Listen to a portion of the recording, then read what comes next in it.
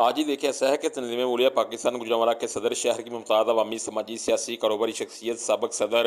Gujranwala chamber of commerce and industries بواسم Anees Mughal, senior نائب صدر حاجی محمد امجد مغل، جنرل سیکرٹری تنظیم اولیاء مرزا اشتیاق احمد، نائب صدر اعلیٰ ظہیر احمد و دیگر نے نہتے فلسطینی مسلمانوں پر اسرائیلی دہشت گردی، بربریت اور ظلم کے پہاڑ توڑنے کی شدید الفاظ میں مذمت اور انتہائی دکھ اور تشویش کا اظہار کیا ہے۔ تنظیم اولیاء کے ایک ہنگامی اجلاس سے خطاب کرتے ہوئے بواسم انیس و حاجی محمد امجد مغل، مرزا اشتیاق احمد اور لالا ظہیر احمد کا کہنا تھا کہ اسرائیل طاقت کے نشے میں تمام تر جنگی قاعدے قانون بھول کر معصوم فلسطینی شہریوں اور خصوصی طور پر بچوں کا قتل عام کر رہا ہے، اور پوری دنیا اسرائیل کی اس سفاکیت اور بربریت پر خاموش تماشائی ہے، جس کی تنظیم اولیاء پاکستان گجرانوالہ شدید الفاظ میں مذمت کرتی ہے اور انسانی حقوق کے عالمی ٹھیکیداروں سے مطالبہ ہے کہ وہ فلسطین میں اسرائیل کا جنگی جنون ختم کرنے کے لیے اپنا مؤثر کردار ادا کرے۔